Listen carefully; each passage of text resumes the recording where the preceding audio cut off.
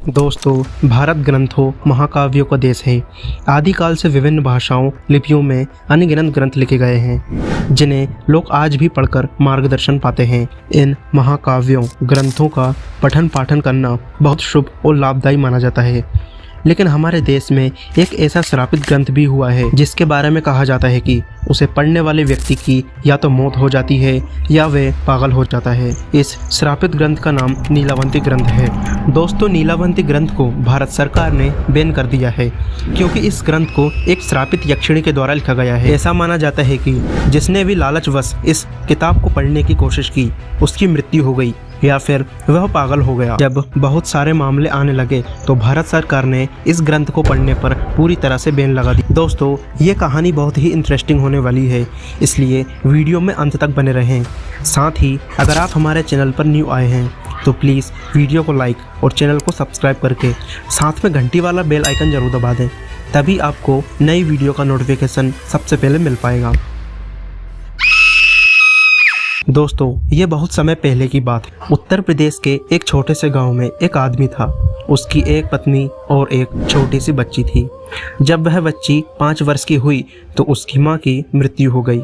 इस बच्ची का नाम नीलावंती था। नीलावंती की मां की मृत्यु के पश्चात नीलावंती के पिता ने उस गांव को छोड़ दिया और नीलावंती को लेकर दूसरे गांव में चले गए। दोस्तों, नीलावंती के पिताजी को आयुर्वेद का अच्छा खासा ज्ञान था। नीलावंती भी अपने पिता से आयुर्वेद का ज्ञान लेती थी। नीलावंती के अंदर एक खासियत थी कि वह पेड़ पौधों, जानवरों, पशु पक्षियों सबकी भाषा समझती थी। यही नहीं, नीलावंती के स्वप्न में शैतान भी आया करते थे और नीलावंती को जमीन के अंदर गड़े हुए धन दौलत के बारे में जानकारी देते थे। लेकिन नीलावंती के अंदर उसके पिताजी के अच्छे संस्कार थे, इसलिए वह सब कुछ जानते हुए भी धन दौलत जमीन के नीचे से खोदकर नहीं निकालती थी। नीलावंती को पेड़ पौधे और शैतान जो भी मंत्र बताते थे वह पीपल के पत्ते से बनी किताब पर लिख देती थी।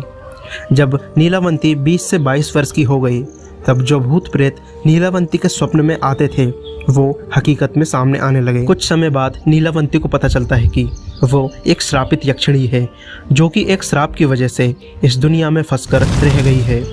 उसे अपनी दुनिया में जाना था। ये सब बात वह अपने पिताजी को बताती है। तब उसके पिताजी उससे कहते हैं कि बेटी, यदि तू इस दुनिया की नहीं है और किसी श्राप के कारण तू इस दुनिया में फंसी हुई है तो मैं तुझे नहीं रोकूंगा। अंततः तू आसानी से यहाँ से जा सकती है। फिर नीलावंती उस गांव को छोड़कर जाने लगी कि रास्ते में उसे एक व्यापारी मिलता है। अतः नीलावंती उस व्यापारी से दूसरे गांव में जाने के लिए कहती है, क्योंकि नीलावंती को एक अच्छी आत्मा ने बताया था कि यहाँ से 35 किलोमीटर दूरी पर तुम्हें एक गांव मिलेगा और उस गांव में तुम्हें एक बरगद का पेड़ मिलेगा। वहीं से तुम्हें अपनी दुनिया में जाने का रास्ता मिलेगा। इसके अलावा तुम्हें अपने रक्त के साथ साथ पशु पक्षियों की भी बलि देनी होगी। इसी को ध्यान में रखते हुए वो नीलावंती इस व्यापारी से उस गाँव में चलने के लिए कहती है। वह व्यापारी नीलावंती को देखकर मंत्रमुग्ध हो जाता है और कहता है कि मैं तुम्हें उस गांव में छोड़ दूंगा, लेकिन बदले में तुम्हें मुझसे शादी करनी होगी। नीलावंती ने व्यापारी के सामने मुस्कुराते हुए कहा कि ठीक है, मुझे मंजूर है, लेकिन मेरी एक शर्त है कि रात के समय मैं तुम्हारे साथ नहीं रहूंगी। मैं कहाँ जाती हूँ, क्या करती हूँ, इसके बारे में तुम मुझसे कुछ नहीं पूछोगे। व्यापारी ने कहा कि ठीक है, मुझे मंजूर है। उसके बाद वो व्यापारी नीलावंती को अपने बैलगाड़ी में बिठाकर उस गांव में ले गए। फिर शर्त के अनुसार नीलावंती ने उस व्यापारी से विवाह कर लिया। रात के समय नीलावंती प्रतिदिन बरगद के पेड़ के नीचे तंत्र मंत्र करने के लिए चली जाती है। वहां पर वो अपना रक्त और पशु पक्षियों की बलि भी चढ़ाती थी।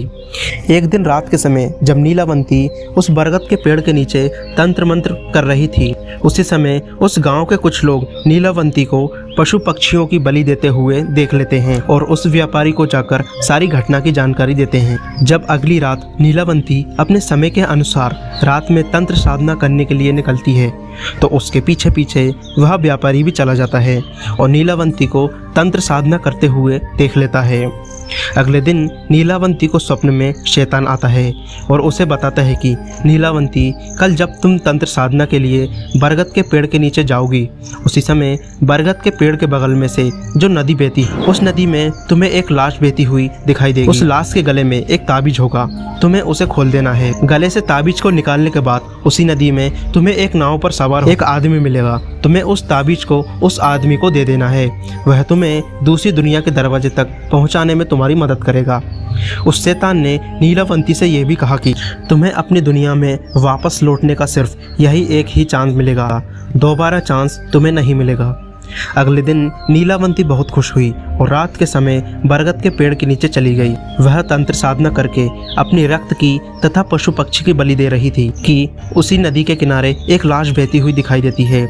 नीलावंती उस लाश के पास जाती है और उसके गले में बंधे हुए ताबीज को निकालने की कोशिश करती है। उसी समय वहां पर वो व्यापारी भी आ गया था, जो अपने असली शैतानी रूप में आ गया था। वह ताबीज की पहली गांठ खोल पाई थी, दूसरा खोलने ही वाली थी। गांव वाले वहां आ गए और नीलावंती को नरभक्षी समझकर कहने लगे कि ये दोनों शैतान हैं, ये दोनों तो सभी गांव वालों को मार डालेंगे, अतः इन दोनों को मार डालो। सभी गांव वालों ने अपने अपने हथियार लेकर दोनों को दौड़ा लिया। नीलावंती तो बच गई, लेकिन गांव वालों ने उस राक्षस को मार गिराया। राक्षस होने की वजह से वह दोबारा जीवित हो उठा और नीलावंती के पास आकर बोला कि तुम मुझे ये किताब दे दो जिसमें तुमने मंत्रों को लिखा है और मुझे कुछ नहीं चाहिए। तब नीलावंती ने सोचा कि यदि यह किताब इस शैतान को मिल गया तो ये दुनिया के लिए अनर्थ साबित हो सकता है। अंततः नीलावंती ने उस किताब को श्रापित करते हुए ये कहा, जिसने भी लालच में आकर इस किताब को पूरा पढ़ लिया उसकी तुरंत मृत्यु हो जाएगी, और जिसने इस किताब को आधा पढ़कर बीच में ही छोड़ दिया वह पागल हो जाएगा। यह कहकर नीलावंती उस किताब को लेकर भाग गई। उसके बाद नीलावंती का आज तक पता नहीं चला कि वह कहाँ गई। कुछ समय पश्चात वह किताब एक साधु को मिलती है। उस साधु के मन में किसी भी तरह का कोई लालच नहीं था, क्योंकि वह किताब दूसरे भाषा में लिखी गई थी। अंततः उस साधु ने उसे सरलतम रूप में अनुवाद करके लिखा ताकि सबको समझ में आ जाए। दोस्तों, नीलावंती के बारे में और एक बात प्रसिद्ध थी कि उसे जानने वाला एक मनुष्य आज भी जीवित है। उसे लोग बाजिंद कहते हैं और वह महाबलेश्वर के जंगलों में रहता है। कहते हैं कि उसकी आयु 1000 वर्ष से भी अधिक है। अब सबसे आसान तरीका तो यह है कि पहले वाजिंद को खोजा जाए जो उसे जानने वाला है, और उसके पास जो जानकारी मिले उसके आधार पर नीलावंती की खोज करे।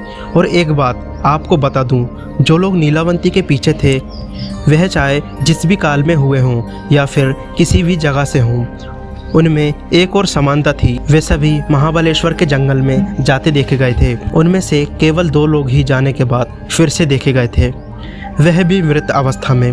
बाकियों का, जिनकी संख्या सैकड़ों में हो सकती है, उनका क्या हुआ किसी को नहीं पता, क्योंकि उनका ना तो शरीर मिला और ना कोई अवशेष। अब इतनी जानकारी मिलने के बाद क्या आप अब भी चाहते हैं कि आप भी उस ग्रंथ की खोज करने जाएं? दोस्तों, नीलावंती को भगवान शिव के गणों में शामिल होने के लिए आवश्यक तावीज़ तो मिल गया था, लेकिन उसने सोचा कि वह जाने से पहले आज तक जितना ज्ञान इकट्ठा किया है उसकी विरासत ग्रंथ के रूप में पीछे छोड़ना चाहती थी। उसने शुरुआत से सब कुछ लिखा, चींटी की भाषा कैसे समझें, उसके संकेत क्या होते हैं आदि प्रकार से धीरे धीरे जंगल के सभी जानवरों के बारे में लिखा, उनकी भाषा लिखी। इसमें बहुत समय निकल गया। वह एक बहुत बड़ा ग्रंथ बन गया था जिसका कोई नाम नहीं था, ना ही पढ़ने का कोई क्रम था। वह तो बस बहुत सी जानकारी का संकलन था। उसमें आत्माओं से संपर्क बनाने के तरीके भी लिखे थे। अब उसे कोई शिष्य चाहिए था जिसे वह ग्रंथ को पढ़ने का तरीका और उसके रहस्य को बता सके, लेकिन इतने महत्वपूर्ण ज्ञान को किसी को भी नहीं सौंप सकती थी। वह हर दिन इसी तलाश में होती थी कि कोई ऐसा उसे मिल जाए जिसे यह ज्ञान सीखना हो। तो यह सच था, नीलावंती से समय पर बहुत काबू किया जा सकता था, लेकिन नीलावंती कहाँ है यह तो किसी को भी नहीं पता। उसे सिर्फ किस्मत से ढूंढा जा सकता है। नीलावंती उसी को मिलता जो उसका इस्तेमाल नहीं करना चाहता। यह थी उस आखिरी इंसान की कहानी जिसने नीलावंती की खोज की थी, लेकिन नीलावंती आज भी रहस्य बनी हुई है। उसकी खोज करने वाले आज भी उसको ढूंढते रहते हैं। आपको अगर नीलावंती सुननी है तो आपको पता है कि महाबलेश्वर के जंगल में बेताल की मूर्ति के पीछे से रास्ता मिल जाएगा, लेकिन क्या आप वहां सच में जाना चाहते हैं? हमें कमेंट बॉक्स में अवश्य बताएं। और साथ ही अगर आप हमारे चैनल पर न्यू आए हैं तो प्लीज़ वीडियो को लाइक ज़रूर कर लें और चैनल को सब्सक्राइब करके साथ में घंटी वाला बेल आइकन ज़रूर दबा दें, तभी आपको नई वीडियो का नोटिफिकेशन सबसे पहले मिल पाएगा।